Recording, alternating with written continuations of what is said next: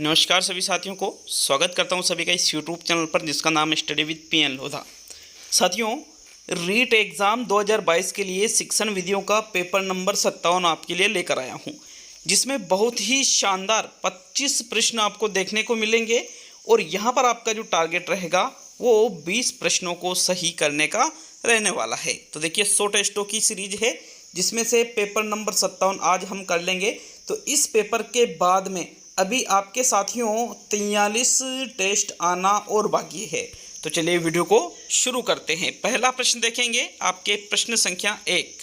तो प्रश्न संख्या 1 है आपके, अध्यापकों की सार्थकता बढ़ाने के लिए शिक्षण में अंतर प्रक्रिया विश्लेषण श्रेणी किसने बनाई? फ्लेंडर ने बनाई, रेयोन ने बनाई, एमिडोन और सिमोन ने बनाई और रिचर्ड ओवर ने बनाई। तो साथियों, प्रश्न संख्या 1 को पढ़ लीजिए। अगर प्रश्न पहली बार आप देख रहे हो तो प्रश्न को अच्छी तरह से आपको याद रखना है, स्क्रीनशॉट प्रश्न का ले लेना है। देखिए, अध्यापकों की सार्थकता बढ़ाने के लिए मतलब अध्यापकों का और ज़्यादा शिक्षण के क्षेत्र में विकास हो, उसके लिए शिक्षण में अंतर प्रक्रिया विश्लेषण श्रेणी जिसके द्वारा बनाई गई है उनका नाम है फ्लेंडर। किसके द्वारा बनाई गई है साथियों? फ्लेंडर के द्वारा। तो विकल्प 1 आपके प्रश्न संख्या 1 का सही उत्तर होगा। चलिए नेक्स्ट प्रश्न संख्या 2 की ओर बढ़ते हैं। तो आपके दूसरा प्रश्न देख लेंगे। प्रश्न संख्या 2 है, गणित विषय में पाठ्यक्रम में महत्व है। गणित विषय का पाठ्यक्रम में महत्व है क्योंकि यह विज्ञान विषयों के अध्ययन में सहायक है, तर्कात्मक सोच को विकसित करता है, व्यवहारिक जीवन में उपयोगी है और इनमें से सभी। तो बताओ प्रश्न संख्या 2 में कौन सा विकल्प सही रहेगा? गणित विषय में जो पाठ्यक्रम का महत्व साथियों वो आपको देखना है। देखिए, पाठ्यक्रम के अंतर्गत जो गणित सब्जेक्ट है आपका, इससे तर्कात्मक सोच विकसित होती है बच्चों की। व्यवहारिक जीवन में भी हम गणित का उपयोग करते हैं, जैसे लेन देन करते हैं तो पूर्णतः किस पर आधारित होता है? वो गणित पर आधारित होता है। और गणित विज्ञान विषयों के अध्ययन में भी सहायक है साथियों। अतः इनमें से सभी वाला जो चौथा विकल्प है प्रश्न संख्या 2 का आपका सही आंसर है। नेक्स्ट प्रश्न नंबर 3 की ओर बढ़ेंगे। तो आपके तीसरा प्रश्न देखते हैं।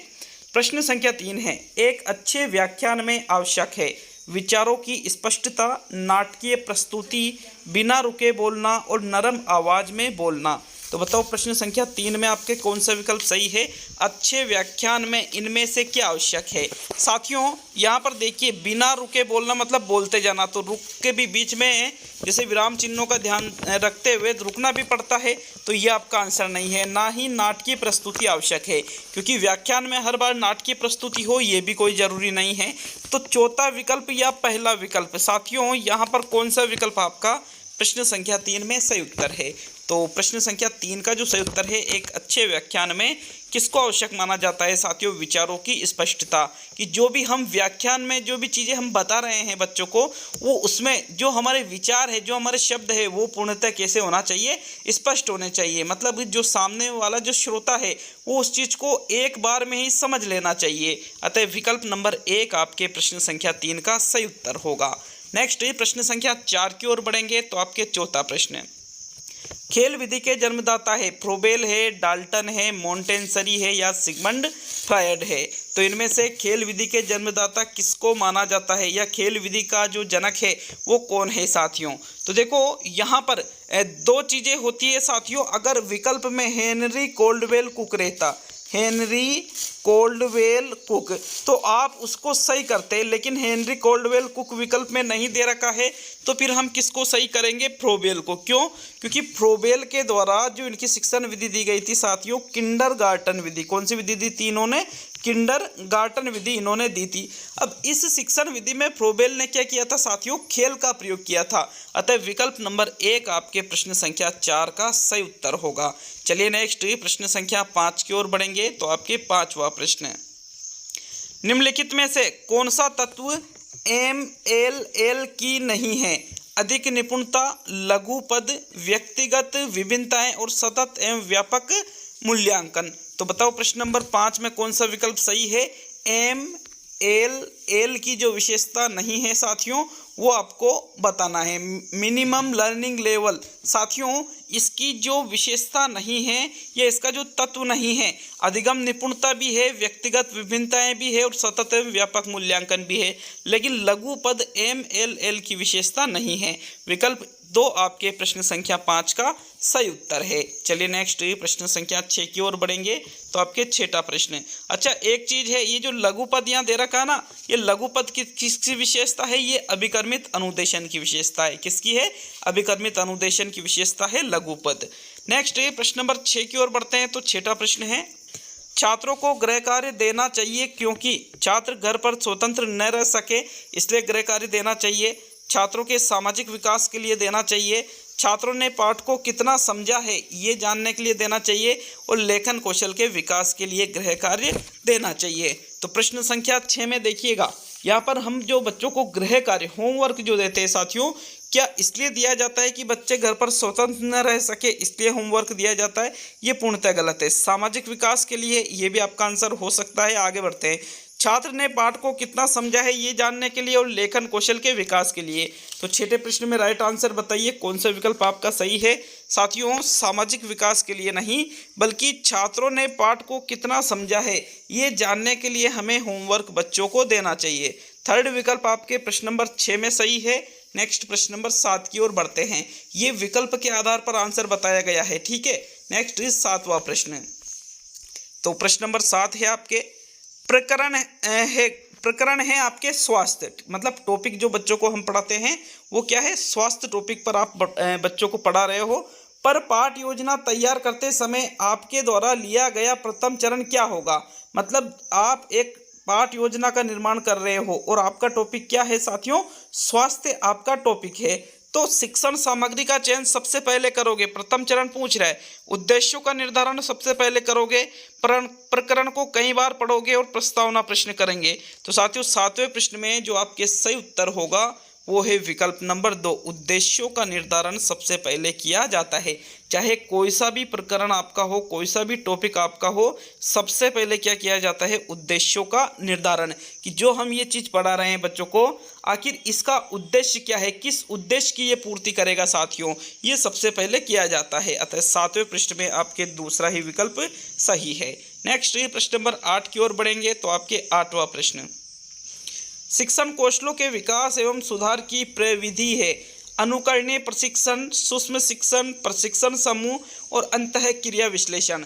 तो शिक्षण कौशलों के विकास की और सुधार की, इनमें से जिस विकल्प में वो विधि दे रखी है उस विधि का आपको चयन करना है। तो प्रश्न संख्या 8 में जो सही आंसर है साथियों, शिक्षण कौशल मतलब पढ़ाने का जो कौशल होता है उसकी बात की जा रही है, उसका विकास करना है और सुधार करना है। इसके लिए सूक्ष्म शिक्षण का प्रयोग किया जाता है। किसका प्रयोग किया जाता है? सूक्ष्म शिक्षण या माइक्रो टीचिंग का। 5 से 10 मिनट का इसकी क्लास होती है। तो सेकंड विकल्प आपके प्रश्न नंबर 8 का सही उत्तर होगा। चलिए नेक्स्ट प्रश्न नंबर 9 की ओर बढ़ेंगे तो 9वां प्रश्न, परियोजना विधि में कितने मुख्य सोपान प्रयुक्त होते हैं? 4 सोपान, 3 सोपान, 8 सोपान और 6 सोपान। तो प्रश्न संख्या 9 का राइट आंसर बताइए साथियों, कौन सा विकल्प आपका सही है? परियोजना विधि के जो मुख्य सोपान हैं उनकी संख्या 9वां प्रश्न आपसे पूछ रहा है। तो 9वें प्रश्न में आपके जो सही उत्तर है, परियोजना विधि में जो मुख्य सोपान होते हैं साथियों उनकी संख्या होती है 6। कितने सोपान होते हैं? 6 सोपान होते हैं परियोजना विधि के। देखो, परियोजना विधि का जो अंतिम सोपान है, 6ठा सोपान है, वो कई बार पूछा जा चुका है, तो आपको याद रखना है। हालांकि 6 सोपान याद रखने हैं, लेकिन अंतिम तो विशेष तौर पे याद रखना है। अंतिम जो सोपान इसका होता है वो होता है लेखा जोखा करना। क्या होता है? लेखा जोखा करना या फिर आलेखन करना। इसको आलेखन करना भी इसको कहा जाता है साथियों। तो 4th विकल्प ही आपके प्रश्न नंबर 9 का सही उत्तर है। नेक्स्ट 10वें प्रश्न की ओर बढ़ेंगे तो आपके प्रश्न संख्या 10, गणित, विज्ञान आदि विषयों की कक्षाओं में भी बच्चे भाषा सीखते हैं, यह विचार है। पूर्णतः सत्य विचार है, पूर्णतः असत्य विचार है, आंशिक सत्य विचार है और निराधार है। तो प्रश्न संख्या 10 में सीधी बात पूछी जा रही है कि जो बच्चों को हम गणित पढ़ाते हैं, विज्ञान पढ़ाते हैं, इन कक्षाओं में भी, इन सब्जेक्ट की कक्षाओं में भी बच्चे भाषा को सीखते हैं। साथियों, इस विचार से आप पूर्णतः सहमत है या पूर्णतः ये विचार सत्य है? बिल्कुल ये ही आपका आंसर है साथियों, पूर्णतः ये विचार क्या है? सत्य है। बच्चे गणित और विज्ञान की कक्षाओं में भी भाषा को सीखते हैं। तो प्रथम विकल्प आपके 10वें प्रश्न का सही उत्तर होगा। चलिए नेक्स्ट प्रश्न नंबर 11 की ओर बढ़ेंगे तो आपके 11वां प्रश्न, प्राथमिक स्तर पर छात्रों की भाषाई क्षमताओं का विकास करने का अर्थ है भाषिक नियमों पर अधिकार करना, भाषिक संरचनाओं पर अधिकार करना, भाषा प्रयोग की कुशलता पर अधिकार करना और भाषा अनुकरण की कुशलता पर अधिकार करना।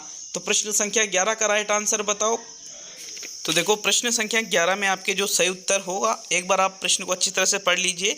बात की जा रही है प्राथमिक स्तर पर। प्राथमिक स्तर मतलब छोटे बच्चों के लिए।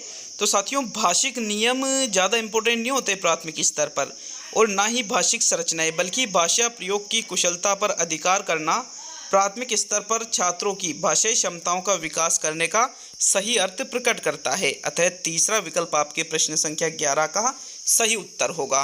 नेक्स्ट प्रश्न संख्या 12 की ओर बढ़ेंगे। तो 12वां प्रश्न है आपके, निम्न में से बच्चों की भाषा संबंधी त्रुटियां नहीं हैं। तो जो त्रुटियां नहीं है भाषा संबंधी, उसका आपको चुनाव करना है। पहला विकल्प है पाठ्य पुस्तक को ग्रहण करने में, शब्दोच्चारण संबंधी, वर्तनी संबंधी और वाक्य रचना संबंधी। तो 12वें प्रश्न का राइट आंसर बताइए कि कौन से विकल्प में यहाँ पर भाषा संबंधी त्रुटियां नहीं हैं बच्चों की। तो साथियों 12वें प्रश्न में जो आपके सही उत्तर होगा, देखिएगा पहला विकल्प आपका सही आंसर है, क्योंकि बच्चे शब्द के उच्चारण में त्रुटियां कर देते हैं, वर्तनी लिखने में त्रुटियां कर देते हैं, वाक्य की रचना करने में त्रुटियां कर देते हैं, लेकिन ग्रहण करने में थोड़ी त्रुटियां करते हैं। अतः विकल्प एक ही आपके प्रश्न नंबर 12 का सही उत्तर है। चलिए नेक्स्ट प्रश्न नंबर 13 की ओर बढ़ेंगे। तो आपके 13वां प्रश्न, निम्न में से किस विधि द्वारा विद्यार्थियों को मौखिक अभिव्यक्ति में प्रेषित किया जा सकता है? प्रश्नोत्तरी द्वारा, वाक्य रचना द्वारा, कहानी लेखन द्वारा और चित्र निर्माण द्वारा। तो 13वें प्रश्न का राइट आंसर बताइए, कौन सा विकल्प आपके प्रश्न संख्या 13 का सही उत्तर है। देखिए बात की जा रही है मौखिक अभिव्यक्ति की। तो साथियों चित्र का निर्माण कर रहे हैं, तो चित्र का तो निर्माण कर रहे हैं, तो मतलब लिख रहे हैं, लेखन से संबंधित चीज है। और यह बात किसकी की जा रही है? मौखिक अभिव्यक्ति की। कहानी का लेखन कर रहे हैं, तो ये भी इसमें मौखिक अभिव्यक्ति नहीं हो रही है, लिख कर के विचारों की अभिव्यक्ति हो रही है। वाक्य की रचना की जा रही है, तो इसका संबंध भी लेखन से है। अतः यहाँ पर जो प्रश्नोत्तरी है, छात्रों से हम प्रश्न पूछ करके साथियों उनकी मौखिक अभिव्यक्ति को प्रेषित कर सकते हैं। विकल्प एक आपके प्रश्न संख्या 13 का सही उत्तर है। चलिए नेक्स्ट प्रश्न नंबर 14 की ओर बढ़ेंगे। तो आपके प्रश्न संख्या 14 को देख लेते हैं। 14वां प्रश्न है, किस भाषा कौशल के मूल्यांकन के लिए वार्तालाप, रेडियो तथा दूरदर्शन से प्रसारित शैक्षिक कार्यक्रम उपयोगी है? श्रवण कौशल, वाचन कौशल, पठन कौशल और लेखन कौशल। तो 14वें प्रश्न का राइट आंसर बताइए, कौन सा विकल्प आपके पहला, दूसरा, तीसरा या चौथा, कौन से विकल्प को सही करोगे? प्रश्न को एक बार अच्छी तरह से पढ़ लेना, क्योंकि बात की जा रही है यहाँ पर वार्तालाप, रेडियो और दूरदर्शन से जो प्रसारित शैक्षिक कार्यक्रम है। वार्तालाप में हम चीज़ों को सुनते हैं, रेडियो में भी चीज़ों को सुनते हैं, दूरदर्शन में देखते भी है और सुनते भी है। मतलब यहाँ पर सुनते हैं तो कौन से कौशल का विकास होगा साथियों? श्रवण कौशल का विकास होगा। और श्रवण कौशल किस विकल्प में दे रखा है? पहले विकल्प में दे रखा है। अतः 14वें प्रश्न में आपके प्रथम विकल्प ही सही उत्तर है। चलिए नेक्स्ट प्रश्न नंबर 15 की ओर बढ़ेंगे। तो आपके 15वां प्रश्न देख लेते हैं।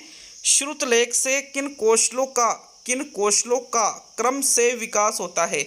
श्रवण और वाचन, वाचन और श्रवण, लेखन और श्रवण, श्रवण और लेखन। तो देखो श्रुतलेख मतलब जिसमें सुनकर के लिखा जा रहा है। क्या किया जा रहा है? सुनकर के लिखा जा रहा है। तो पहले क्या किया जा रहा है साथियों? सुना जा रहा है और बाद में लिखा जा रहा है। तो मतलब पहले श्रवण कौशल का विकास होगा और फिर लेखन कौशल का विकास होगा। तो श्रवण और लेखन किस विकल्प में दे रखे हैं?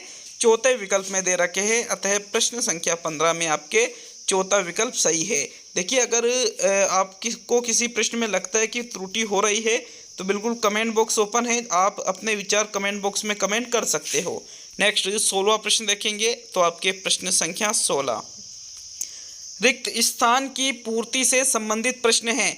बोध प्रश्न है, प्रत्यस्मरण प्रश्न है, विकास प्रश्न है और प्रस्तावना प्रश्न है। तो रिक्त स्थान की पूर्ति से संबंधित जो भी प्रश्न है साथियों, बोध या विकासात्मक प्रश्न नहीं है, बल्कि वो प्रत्यस्मरण प्रश्न है। कैसा प्रश्न है? प्रत्यस्मरण प्रश्न है। और साथियों देखने पर आधारित जो प्रश्न होता है वो प्रश्न प्रत्याभिज्ञान वाला प्रश्न होता है, और रिक्त स्थान वाला प्रश्न कैसा होता है? प्रत्यस्मरण वाला प्रश्न होता है। तो दूसरा विकल्प आपके प्रश्न नंबर 16 का सही उत्तर होगा। चलिए नेक्स्ट प्रश्न नंबर 17 की ओर बढ़ेंगे। तो आपके 17वें प्रश्न को देखेंगे। इनमें से अशुद्ध वर्तनी का कारण नहीं है। लेखन की असावधानी, अध्यापक का शुद्ध उच्चारण, व्याकरण का कम ज्ञान और छात्र की कम दृष्टि। तो जो अशुद्ध वर्तनी का कारण नहीं है उसका चयन आपको प्रश्न नंबर 17 में करना है। देखिए, अगर छात्र की दृष्टि कम है, मतलब देखने में असहजता महसूस होती है या उसको कम दिखाई देता है, तो उससे भी अशुद्ध वर्तनी हो सकती है, अतः ये तो अशुद्ध वर्तनी का कारण है। व्याकरण का यदि कम ज्ञान है बालक को तो भी अशुद्ध वर्तनी वो कर सकता है साथियों, अतः ये भी अशुद्ध वर्तनी का कारण है। लेखन की असावधानी के कारण भी अशुद्ध वर्तनी हो सकती है, लेकिन अगर अध्यापक उच्चारण शुद्ध कर रहा है, भाई शुद्ध कर रहा है, अशुद्ध थोड़ी कर रहा है, अगर अध्यापक अशुद्ध उच्चारण करता तो बिल्कुल उसे अशुद्ध वर्तनी हो सकती थी, लेकिन अध्यापक का उच्चारण कैसा है, शुद्ध है, तो फिर ये अशुद्ध वर्तनी के कारणों में नहीं आएगा। 17वें प्रश्न में आपके सेकंड विकल्प सही है। नेक्स्ट प्रश्न नंबर 18 की ओर बढ़ेंगे। तो 18वां प्रश्न पूछ रहा है, शिक्षा के बदलते परिवेश में निम्न में से किस प्रकार के मूल्यांकन का अधिक महत्व है? सतत मूल्यांकन का, आकस्मिक मूल्यांकन का, उत्पाद मूल्यांकन का और व्यवहार मूल्यांकन का। तो वर्तमान में जो शिक्षा प्रणाली बदली है, इसका परिवेश बदल गया है, इसमें किस प्रकार का जो मूल्यांकन है उसका सबसे अधिक महत्व है? प्रश्न संख्या 18 का राइट आंसर देख लेते हैं साथियों। वर्तमान के शैक्षिक परिवेश में सतत मूल्यांकन को सबसे ज़्यादा महत्व दिया जाता है। सतत मतलब वह मूल्यांकन जो लगातार चलता रहता है, ऐसा नहीं है कि वर्ष में 2 बार पेपर ले लिए और उसके आधार पर आपने छात्रों का मूल्यांकन कर लिया। सतत मूल्यांकन में वर्ष भर मूल्यांकन किया जाता है, पूरे वर्ष साथियों, अतः यहाँ सतत मूल्यांकन ही आपके 18वें प्रश्न का सही उत्तर है। चलिए नेक्स्ट प्रश्न नंबर 19 की ओर बढ़ेंगे। तो आपके प्रश्न संख्या 19, अच्छी वस्तुनिष्ठ परीक्षा में आवश्यक नहीं है विश्वसनीयता, वस्तुनिष्ठता, अभिव्यक्तता और व्यापकता। तो जो विकल्प अच्छी वस्तुनिष्ठ परीक्षा के अंतर्गत आवश्यक नहीं माना जाता है उसका चयन कीजिए। देखो, एक जो वस्तुनिष्ठ परीक्षा होती है उसमें विश्वसनीयता पाई जाती है। विश्वसनीयता क्या होती है कि अलग अलग जो एग्जामिनर होते हैं, मतलब जो कॉपी चेक करने वाले होते हैं, तो साथियों उनके प्राप्तांक यदि सेम रहें तो मतलब वो परीक्षण क्या है, विश्वसनीय है। वस्तुनिष्ठता मतलब जिसका एक फिक्स उत्तर हो, या तो उसमें पूरे नंबर मिलते हैं या बिल्कुल भी नंबर नहीं मिलता। व्यापकता मतलब संपूर्ण पाठ्यक्रम से जो मूल्यांकन हम करते हैं वो व्यापकता के अंतर्गत आता है। तो ये तीनों ही अच्छी वस्तुनिष्ठ परीक्षा के लिए आवश्यक होते हैं, लेकिन अभिव्यक्तता अच्छी वस्तुनिष्ठ परीक्षा के अंतर्गत नहीं आती है, क्योंकि अभिव्यक्तता का संबंध किससे है साथियों, निबंधात्मक परीक्षा से है। किससे है, निबंधात्मक परीक्षा से अभिव्यक्तता का संबंध है। निबंधात्मक प्रश्नों में ही हम अपने विचारों को सही से अभिव्यक्त कर सकते हैं। वस्तुनिष्ठ जो परीक्षा होती है इसमें आप अपने विचारों को अभिव्यक्त नहीं कर सकते हो। तो तीसरा विकल्प आपके प्रश्न संख्या 19 का सही उत्तर होगा। चलिए नेक्स्ट प्रश्न नंबर 20 की ओर बढ़ते हैं। तो आपके 20वां प्रश्न है, प्रयोजना विधि निम्न में से किस अवधारणा पर आधारित विधि है? पाठ्य पुस्तक केंद्रित, अध्येता केंद्रित, इकाई केंद्रित और इनमें से सभी। तो देखो, प्रयोजना विधि की बात की जा रही है। जनक कौन है इसके, किलपेट्रिक इसके जनक है, और ये एक छात्र केंद्रित विधि है साथियों, जिसमें छात्र कैसे सीखता है, करके सीखता है। लर्निंग बाय डूइंग के माध्यम से, करके सीखना। तो यहाँ पर करके कौन सीख रहा है, छात्र सीख रहा है, मतलब एक्टिव भी कौन है, सक्रिय भी कौन है, छात्र है। अर्थात ये यहाँ पर अध्येता केंद्रित अवधारणा पर आधारित विधि है। अध्येता का मतलब किससे लिया जाता है, छात्र से लिया जाता है। तो सेकंड विकल्प ही प्रश्न नंबर 20 का सही उत्तर है। नेक्स्ट प्रश्न नंबर 21 की ओर बढ़ेंगे। आपके 21वां प्रश्न, मूल्यांकन उपयोगी है, विद्यार्थी की प्रगति जानने में उपयोगी है, विद्यार्थी की कक्षा उपस्थिति जानने में उपयोगी है, विद्यार्थी का आचरण जानने में उपयोगी है, और इनमें से सभी। तो दिए गए विकल्पों में से सही विकल्प का चयन कीजिएगा। कौन सा विकल्प आपके प्रश्न नंबर 21 का सही उत्तर है? मूल्यांकन उपयोगी है, प्रश्न इस प्रकार से आपसे पूछा गया है। तो साथियों, आचरण, प्रगति और उपस्थिति, 3 चीज़ें। उपस्थिति के लिए मूल्यांकन आवश्यक नहीं है। उपस्थिति तो जो उपस्थिति रजिस्टर होता है उसमें से भी आप देख सकते हो, तो ये गलत है। दूसरा गलत है, तो सभी भी गलत हो जाता है। अब पहला या तीसरा विकल्प। तो साथियों, प्रश्न संख्या 21 में जो आपके सही आंसर है वो आएगा विकल्प नंबर 1। विद्यार्थी की प्रगति जानने में मूल्यांकन को उपयोगी माना जाता है कि विद्यार्थी ने कितनी प्रगति की है, कितना उसने सीखा है, चीज़ों को कितना ग्रहण किया है, कितना उसका अधिगम हुआ है, ये चीज़ें हम मूल्यांकन के माध्यम से जान सकते हैं। तो ओनली विकल्प आपके एक ही सही रहेगा प्रश्न नंबर 21 में। चलिए नेक्स्ट प्रश्न नंबर 22 की ओर बढ़ेंगे। तो 22वां प्रश्न देख लेते हैं, आपके प्रश्न नंबर 22। साथियों 22वां प्रश्न है, सृजनशीलता के विकास के लिए निम्न में से कौन सी क्रिया सर्वोत्तम है? रंगों की पहचान के खेल खेलना, या चित्र पठन करना, या वाद्य की सहायता से व्यायाम करना और खिलौने बनाना। तो 22वें प्रश्न में राइट आंसर बताओ, कौन सा विकल्प आपका सही है? सृजनशीलता का विकास आपको करना है। साथियों चित्र को पढ़कर के सृजनशीलता का विकास कभी भी नहीं हो सकता है, ना ही वाद्य की सहायता से व्यायाम करके, बल्कि अगर बालक के द्वारा खिलौने बनाए जाते हैं तो साथियों उससे सृजनशीलता का विकास हो सकता है। अतः विकल्प नंबर जो 4 है आपके प्रश्न नंबर 22 का सही उत्तर है। चलिए नेक्स्ट प्रश्न नंबर 23 की ओर बढ़ेंगे। तो आपके प्रश्न संख्या 23। साथियों 23वां प्रश्न है, यदि कोई विद्यार्थी अशुद्ध लिखता है तो आप क्या करोगे? मूल्यांकन करोगे, आदर्श वाचन करोगे, निदानात्मक शिक्षण करोगे, या उपचारात्मक शिक्षण करोगे? तो अब यहाँ पर हमको ये पता है कि विद्यार्थी क्या कर रहा है, उसका लेखन कैसा है, अशुद्ध है, मतलब उसका साथियों हम निदान नहीं करेंगे, क्योंकि निदान में तो क्या देखा जाता है, कमी देखी जाती है। अब यहाँ कमी तो अपने को पता है कि भाई वो अशुद्ध लिख रहा है, अब उसका क्या करेंगे साथियों, उपचारात्मक शिक्षण करेंगे, जिसमें उस कमी को दूर करने का कार्य किया जाएगा। क्या किया जाएगा? उपचारात्मक शिक्षण में वो जो अशुद्ध लिख रहा है उसको दूर करने का कार्य किया जाएगा। तो विकल्प नंबर आपका जो 4 है 23वें प्रश्न का सही आंसर है। अब आज का सेकंड लास्ट मतलब 24वां प्रश्न देखते हैं। तो प्रश्न संख्या 24 है, शिक्षण की समस्त क्रियाओं का उद्देश्य है स्मरण शक्ति विकसित करना, वातावरण के अनुसार ढालना, अनुभव प्रदान करना और व्यवहार में परिवर्तन लाना। तो देखो शिक्षण की समस्त क्रियाओं का जो उद्देश्य है, पहला विकल्प पूर्णतः गलत है। स्मरण शक्ति विकसित करना शिक्षण की समस्त क्रियाओं के उद्देश्यों में नहीं आता है। वातावरण के अनुसार ढालना, अनुभव प्रदान करना, या व्यवहार में परिवर्तन लाना, तीनों में से सही आंसर का चयन कीजिएगा। प्रश्न नंबर 24 में कौन सा विकल्प आपका सही है? तो साथियों 24वें प्रश्न में जो राइट आंसर है, शिक्षण की समस्त क्रियाओं का जो उद्देश्य है वो होता है व्यवहार में परिवर्तन लाना, क्योंकि व्यवहार में परिवर्तन लाना जो कैसा होना चाहिए, स्थायी होना चाहिए। जिस परिवर्तन को हम लाना चाहते हैं वो कैसा होना चाहिए, स्थायी। तो क्योंकि व्यवहार में परिवर्तन अगर स्थायी है तो मतलब अधिगम हुआ है, और अधिगम कराना ही इसका मुख्य उद्देश्य होता है। अतः विकल्प नंबर जो 4 है आपके प्रश्न नंबर 24 का सही उत्तर है। चलिए आज का अंतिम और 25वां प्रश्न, कमेंट करके जाना 25 में से कितने प्रश्न आपने सही किए हैं। तो चलिए 25वें प्रश्न को देखेंगे। कक्षा में शिक्षक द्वारा आदर्श वाचन निम्न में से किस भाषा कौशल के विकास के लिए आवश्यक है? श्रवण कौशल, पठन कौशल, लेखन कौशल, और इनमें से सभी। भाई आदर्श वाचन किसके द्वारा किया जाता है? अध्यापक के द्वारा किया जाता है। किसके द्वारा किया जाता है? अध्यापक के द्वारा। गद्य शिक्षण का आदर्श वाचन अलग होता है और पद्य शिक्षण का आदर्श वाचन अलग होता है। साथियों यहाँ पर बात की जा रही है आदर्श वाचन निम्न में से किस भाषा कौशल के विकास के लिए आवश्यक है। अब अध्यापक यदि आदर्श वाचन कर रहा है तो छात्र उस चीज को क्या कर रहे हैं? सुन रहे हैं। सुन रहे हैं मतलब कौन से कौशल का विकास हो रहा है? श्रवण कौशल का विकास हो रहा है। अतः आपके विकल्प नंबर जो 1 है प्रश्न संख्या 25 का सही उत्तर है। तो ये आपके पेपर नंबर जो 57 है ये कंप्लीट हो चुका है। अब 57 टेस्ट पूरे हो गए। 100 टेस्टों में से 2500 प्रश्नों की सीरीज चल रखी है साथियों, जिसमें से यहाँ पर टोटल टेस्टों की संख्या कितनी रहेगी? 100। अब आपके 43 टेस्ट आना और बाकी है। तो वीडियो पूरा देखा इसके लिए दिल से धन्यवाद सभी का, और वीडियो को लाइक और शेयर जरूर करें साथियों अगर आपको अच्छा लगे वीडियो तो। मिलते हैं अब नेक्स्ट अगले वीडियो में।